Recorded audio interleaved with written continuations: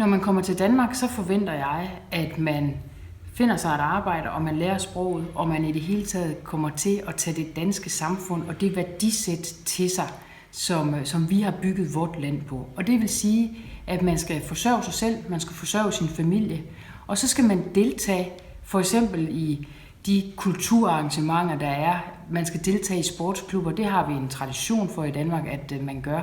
Men at man simpelthen tager Danmark til sig, og man også tager det værdisæt til sig, som vi har her.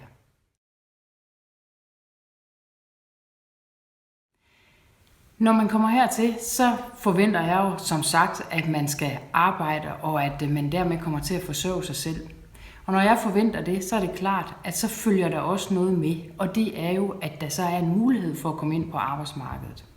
Det er derfor, vi har lavet, synes jeg, en rigtig god aftale, både med fagforeningerne, men selvfølgelig også med arbejdsgiverne om at oprette nogle integrationsgrunduddannelsesstillinger, der gør, at man har en trædesten ind på det danske arbejdsmarked.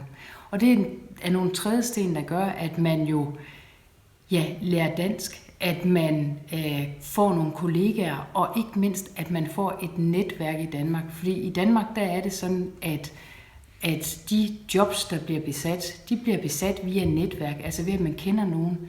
Der er ikke ret mange jobannoncer i aviserne i Danmark, så derfor bliver man nødt til at kende nogen, få sig et netværk, og det gør man altså kun, hvis man tager del i samfundet, og hvis man for eksempel får sig noget virksomhedspraktik, men også sådan en IGU-stilling.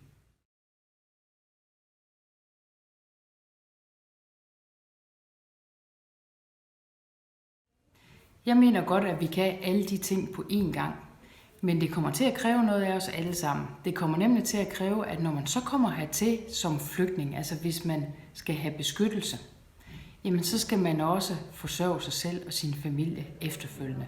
Vi skal nok gøre, hvad vi kan for netop at passe på de mennesker, der er forfulgte rundt omkring, men så skal man også give noget igen. Og det, man skal give igen, det er, at man skal forsørge sig selv og sin familie, og man skal tage Danmark til sig og det værdisæt, som vi har her.